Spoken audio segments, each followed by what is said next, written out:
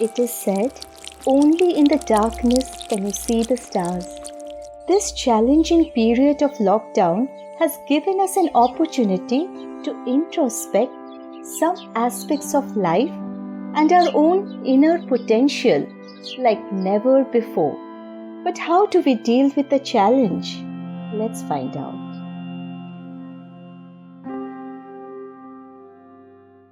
Hello everyone. I am Shubha. Hi. I Hi, Shubham. Hello. Hi, everyone. Welcome to this Hi. very special episode.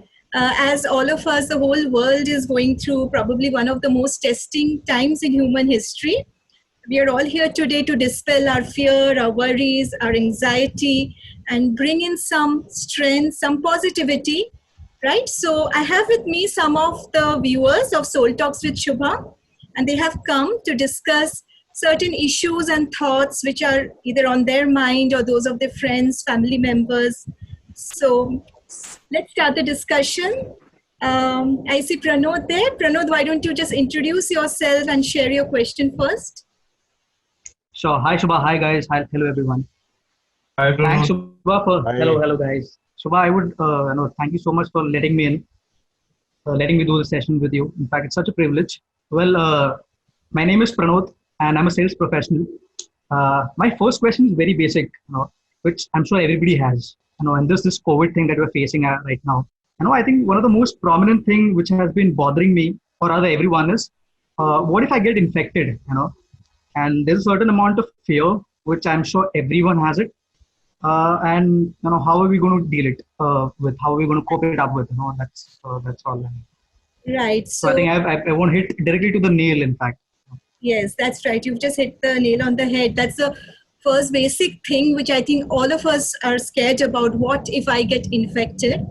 So let's try to look at it this way. I think everyone here, and most people we know, have sometime or the other have got some kind of flu or viral infection. However, we go through life and we never fear what if I get some viral infection, right? The reason being is that there is no cure or vaccine for COVID 19, and it is proving to be fatal in some cases, right? So that is what's leading to this kind of fear. Let's shift our focus to what we can do to further reduce the possibility of us getting infected at all in the first place. So that's all we can do, which is in our hands, and just merely shifting the focus to what will happen if I get infected to what I can do so that I don't get infected. In the process, I think much of your fears will be dispelled and you will feel empowered. So I hope that answers your question. Sure. So I see a raised hand from Anjali. So Anjali, please do introduce yourself and share your question. Yeah, hi Shubha. I'm Anjali and I'm a journalist, a media professional. And right now, like everybody else, I'm also following the lockdown, observing self-isolation. But there's a question, and which is also, what I'm going through right now. As I told you, I'm a journalist, and my profession calls for lots of interaction with people. I'm a field person, like talking to people, interviewing them, and all that. But in the present scenario, for the past, I think it's almost more than a month. I think we started in March 10 or something. We started working from home, and also I live alone. It's giving me a feeling of isolation. So what can I do to get over this gloominess and this feeling so that I don't feel that cut off and completely isolated from other people? Right. So thank you, Anjali, for voicing, I think, the concern of a lot of people who are feeling isolated in the present circumstances.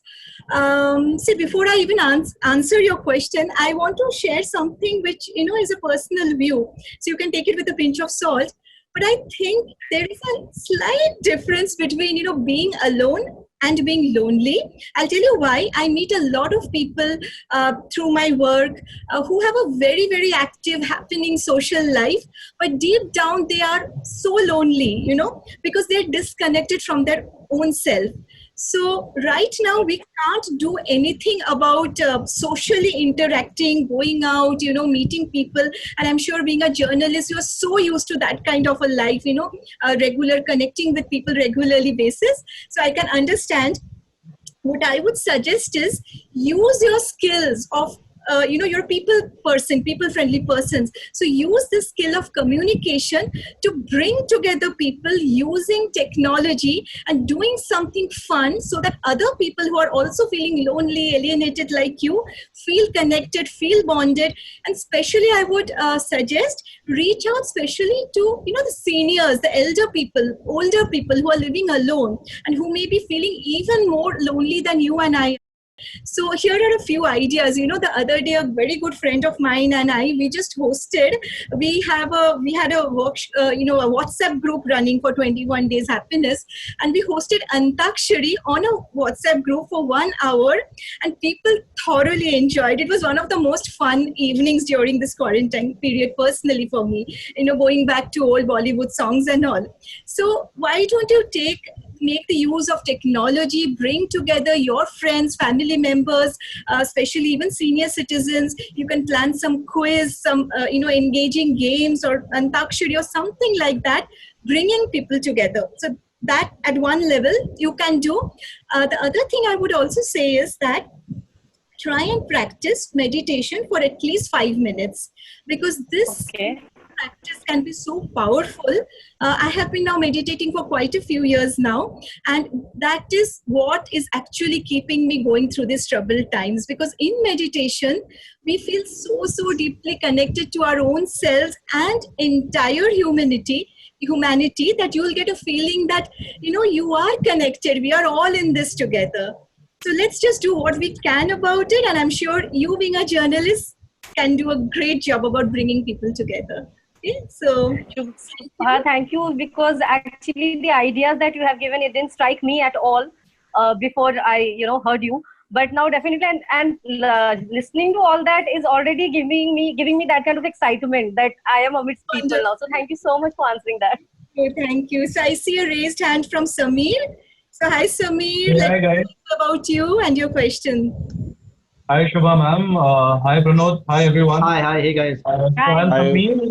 I am a radio jockey. I am a singer-songwriter. Right. And for an artist, it's very important to be productive.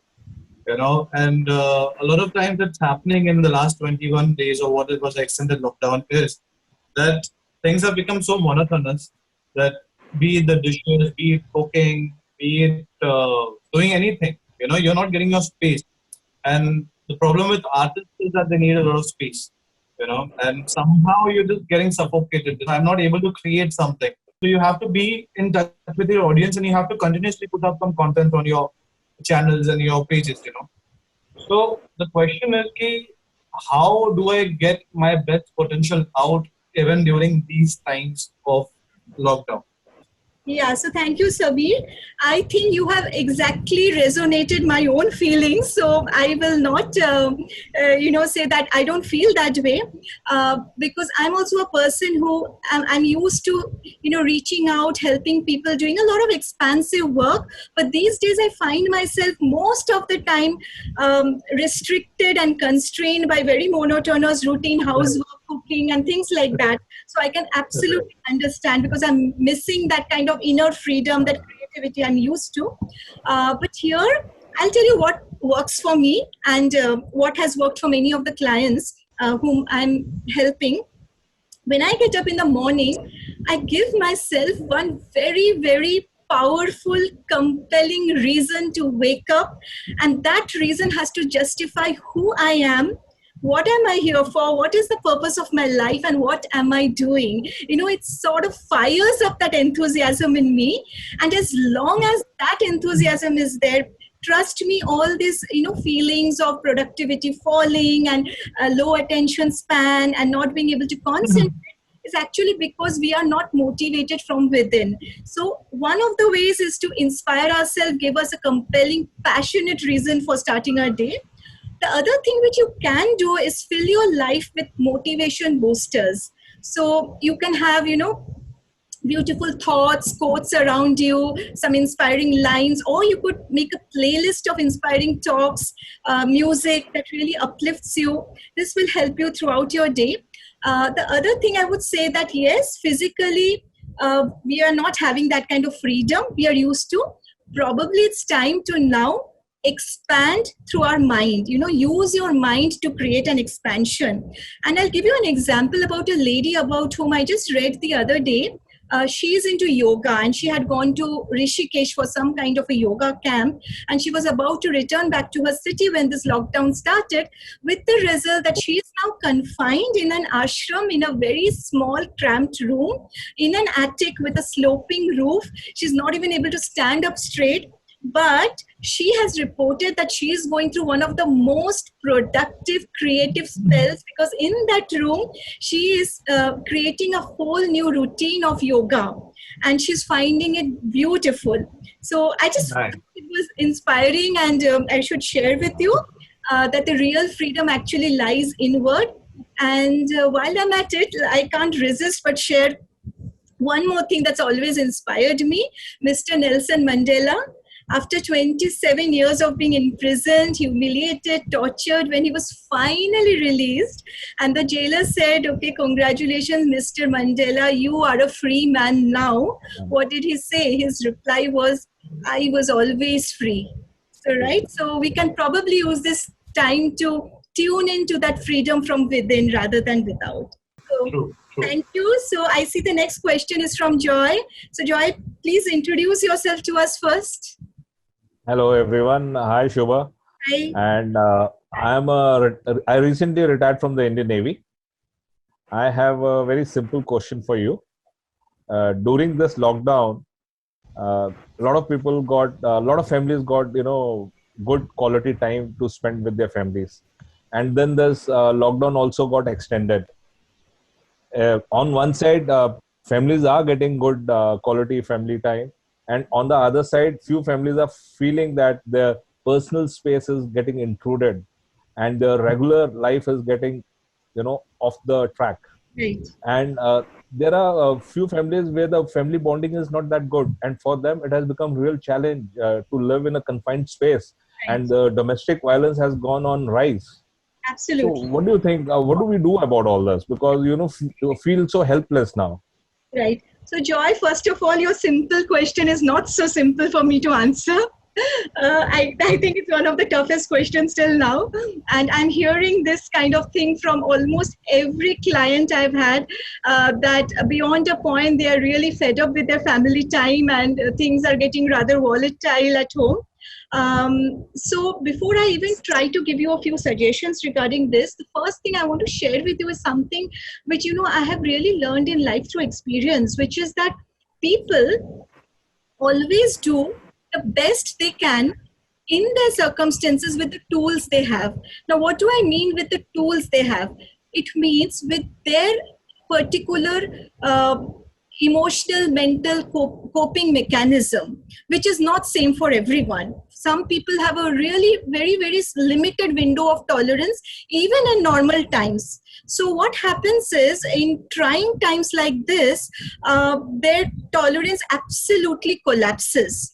So if there is someone in your family who is just not able to cope up and who is getting agitated, anxious, then it is really unfortunate. But I think we have to treat them with some degree of compassion, without judgment, knowing they're doing the best they can. Having said that, what can we do about it? Let's look at some practical tips, right? Vents out his or her anger to me, I have a choice. I can retaliate instantly out of impulse. But let's see, what will that lead to? That will lead to a further charged up situation. Others in the family, if there are children around, especially I have kids, they are going to get affected, right? So what I can do is, I can respond calmly from my center, which is not easy. So the simple tip I'm suggesting is just tell yourself, yes, I am going to respond, but after 10 deep breaths. Okay, Just that's take a good. 10 deep inhalation. Tell in your mind, yes, I'm going to respond. 10 deep inhalations, 10 deep exhalation.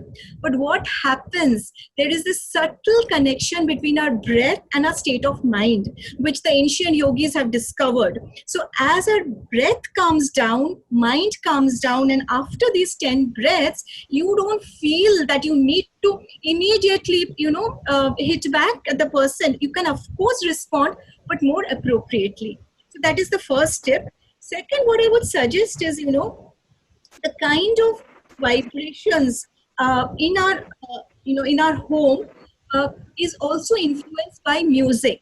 So if you're having a lot of problems in your family, why don't you play in a slow volume throughout the day some powerful mantras or chants like simple Om chanting or the Gayatri mantra or some instrumental music, which is very uplifting because it automatically affects the subconscious mind of everybody around. The third thing which I would tell you is something which I learned from my guru in meditation, but which is very, very powerful. You can just rub your hands together and create circles around you, chanting Om Tat Sat. Just touch the palms of your hand. You can do it in the morning when you wake up and throughout the day. Om Tat Sat, 3 to 5 to 7 times. What this does is it creates a very, very powerful aura. Anything negative coming will automatically dissolve, get transmuted, and you will not take in that negative energy. And finally, I think you should also practice self-compassion, like we are not judging others. Also, don't judge yourself. Just do the best you can. Okay? Absolutely. Thanks for the lovely tips. They'll go a long way. Thank you. So I see another question now from Pranod. Hi. I completely resonate with everyone here, because like as Anjali said, Samir said, we all are experts and, in their own field. I'm a sales professional. So, imagine I'm feeling like I'm getting trapped inside my home because I have to go on calls every day. I have to make 3 to 4 calls, go to clients, go to agencies, meet them, talk to them on a regular basis. I'm feeling as if I'm getting claustrophobic, I'm getting trapped and I don't have any much to do it apart from just getting up at 8 o'clock, getting ready to work from home from 9 to 5. This is creating much more anxiety and kind of, negativity inside me. And I'm just wondering how could I cope it up with, and because I'm sure everybody will resonate with this question, in fact. Now coming back to about claustrophobia, feeling trapped, yes, that is again something. So let me answer it in different, first in the very, very basic practical level. If you are someone who does a lot of work in front of the laptop screen or the phone screen, which I also do, try to take some breaks, keep yourself maybe 30 minutes, 40 minutes break, and then just get up, just shut off your laptop screen, because that is scientifically proven to add to the feeling of claustrophobia. So we can't go out. So if you're someone blessed who has a balcony or a terrace, go out. Otherwise, just go near a window where there is sunshine, some open air. Just breathe in some fresh air. Take some walk. You can't go to the gym. Just do some stretches, right? Do some deep breaths and then come back to your work. So that is dealing with at a practical level. But I'll tell you another way to deal. Again, coming back to something similar to what Samir asked, because he's a creative person. Try to expand your vision. Claustrophobia happens when we feel caved in, the world is caving in on us. And since we can't deal with it at the, physical, circumstantial level right now, what you can do is expand your mind. And I'll give you a very powerful tip. Create what is known as a vision board, fill it up. Absolutely. With everything that you dream about, some travel you want to do, some exotic places, some cuisine, people you want to meet, fill it up, bring it alive, put your thoughts, your coats, colors, and fill your home with it, in your cupboards, your refrigerator, your wallpaper in your computer, fill it with that vision, make it come alive, and then ask yourself, this is my beautiful vision of life. What can I do today, right now, that will take me one step closer to this? So what I am doing as a life coach, I've always wanted to go into energy healing. So I am taking a course online. I'm learning more about healing. I'm exploring other ways to expand my knowledge. That will take me closer to my purpose of life, my vision. Second thing you can do is write down a list of what we call in life coaching happiness boosters. Basically identifying things that make you really, really happy, or probably things which you naturally enjoyed when you were a kid, when you were a child, and which you may not have done for a long time. It could be art, it could be music, some cooking, it could be writing poetry, it could be gardening if you have some plants in your house, it could be anything. And then give yourself, create your routine in such a way that every day you give yourself at least half an hour to engage in these activities which make you happy. Because if you are happy, Sure. people around you will be happy. And when you are engaging in those activities, it's so involved. This, psychologists call this the state of flow, where you're so much into it that you and your passion become one, and you forget, you lose sense of time. So gift yourself half an hour of this state of flow every single day, and you will see you will feel less claustrophobic. All right, thank you so much, Shubha. I think you've answered almost what I needed that. And I'll make it a list, of course, from now. Thank you. Okay, so I see another question from Anjali here. Yeah, I have another question, and I think this is not just my issue that I'm dealing with, but I have a couple of friends who all are, away from their families, and right now is, as Joy said, that people are struggling within the family to be seeing each other every day and fighting for their own personal space. But here the problem is we cannot see them, and it's we can of course talk to them, we do talk to them, but then there are certain times where a friend was sharing with me that she feels very she's trembling and she's full of fears that what if it happens to her dad who's like 60 plus and she's not around to take care. So similarly my dad is 60 plus and I get very, because my brother is there but then he keeps going out to buy stuff, so certain anxiety that I go through and it suddenly strikes me in the middle of nowhere, it just comes. So how do we deal with that and get over this fear? Yeah, so thank you, Anjali. I totally relate to what you are saying. A lot of us are living away from our family members and loved ones. Like I live in Mumbai, my mother who is almost 70, she is in Kolkata, and I recently lost my father very recently. So my mother is staying alone. So again, let me tell you what we can do.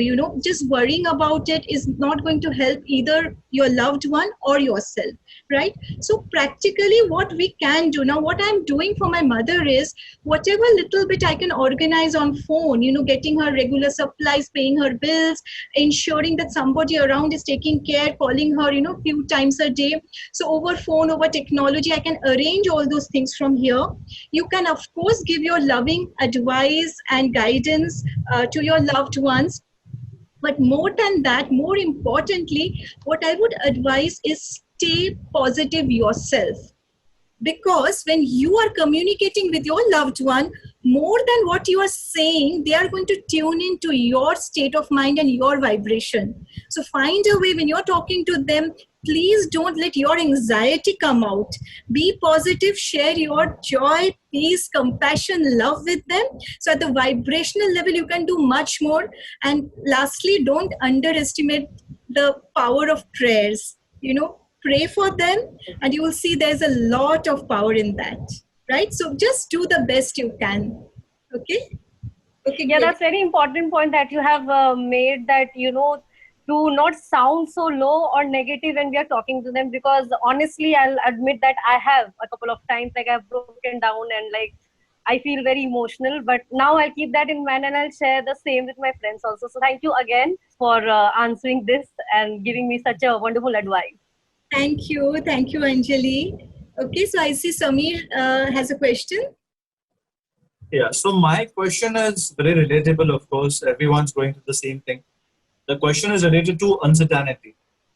So the thing is, nobody knows when it is getting over.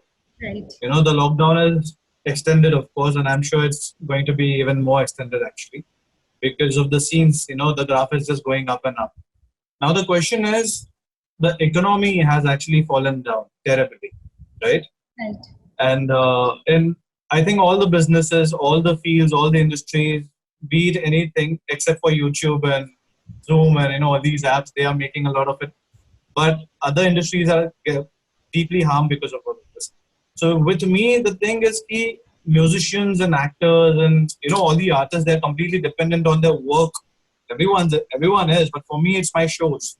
Right. The live concert and the radio thing that we do, and every small thing that we do, it gets us money. Now the problem is, due to the lockdown, everyone has lost their jobs, right? And it's the same with me. Now the question is, when is this getting over? So this fear, if this goes on to the end of 2020, there's no vaccination, there's no cure to it.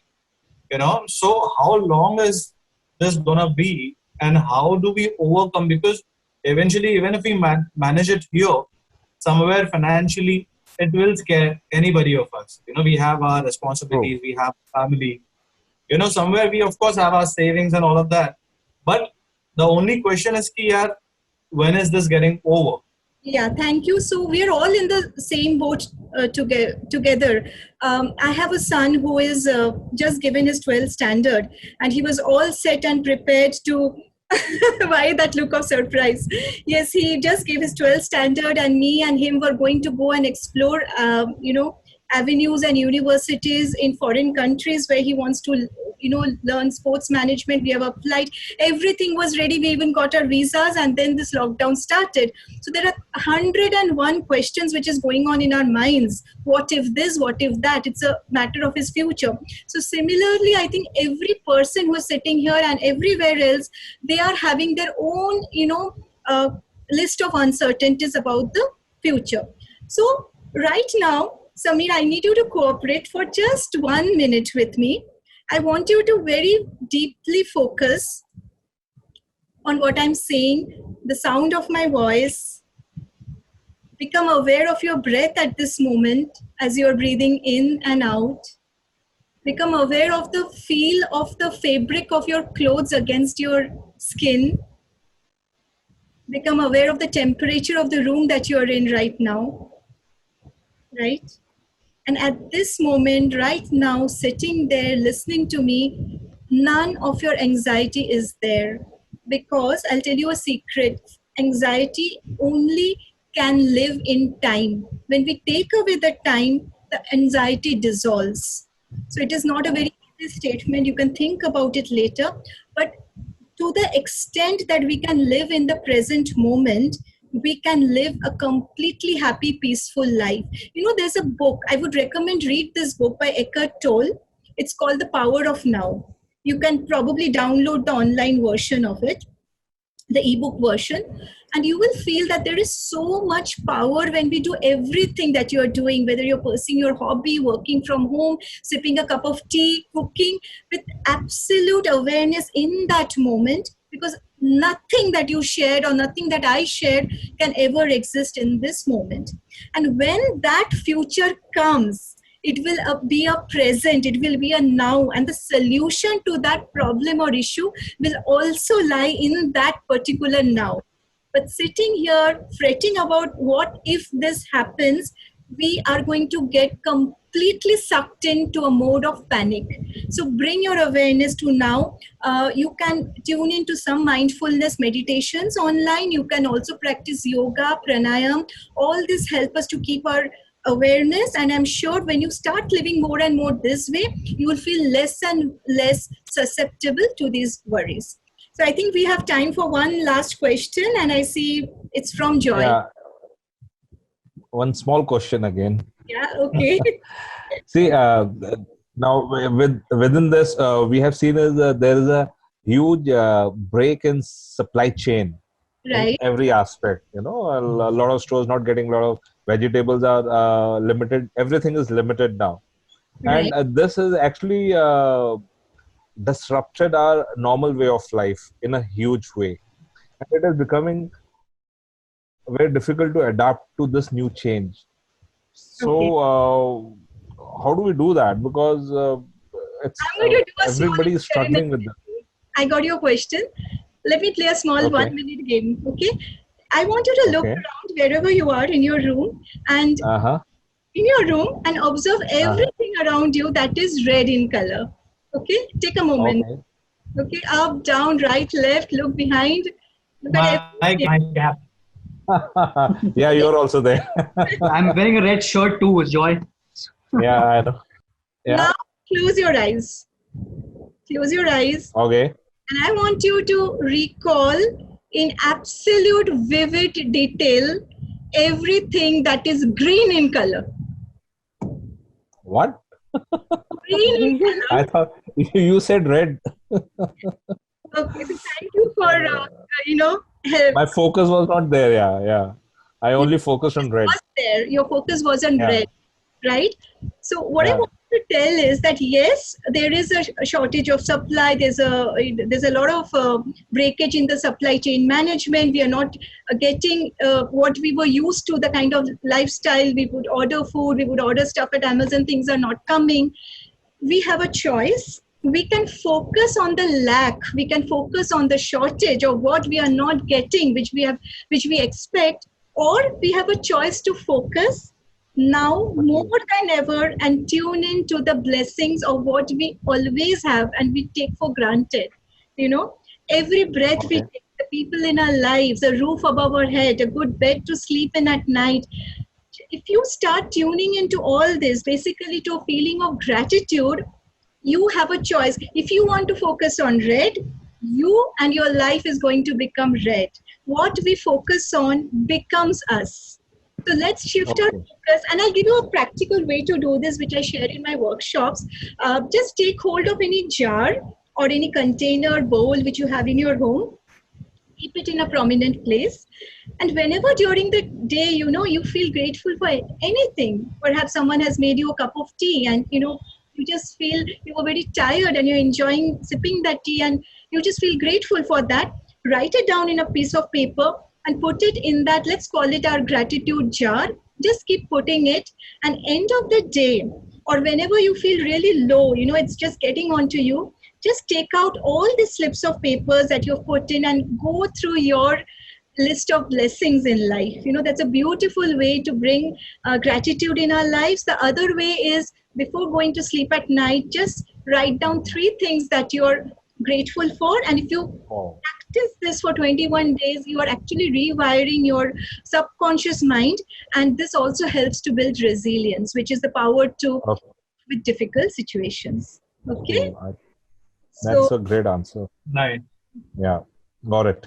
everyone, I think before we end it, I just want to share with you guys a small inspiration again, because being a life coach, I keep tuning into these positive vibes. They keep me going.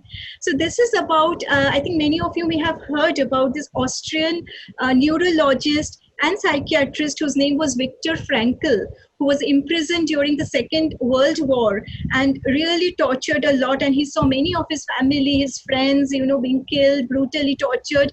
Everything was taken away from him. But in that prison cell, he came to one realization that everything can be taken away. Our freedom, even our self-dignity, everything can be taken away. But what can't be taken away by anything, anyone or any circumstances, is our power to choose the way we want to respond. And this, finally, when he he survived the Holocaust, he came, he wrote a book, and he's been helping people find meaning in their lives through this. So I know this is a very extreme example, because we are probably living a very luxurious life compared to what Viktor Frankl went through in that Holocaust. But let's remember, ultimately, our freedom, our happiness, and everything lies in exercising our power of choice. Where do we want to focus? The problem or the solution? Right? So I think let's end it at that. And thank you all for joining today. And if you have gained anything out of this discussion, please share this with as many people as you can. Definitely. So thank you. And again, stay blessed, all of you.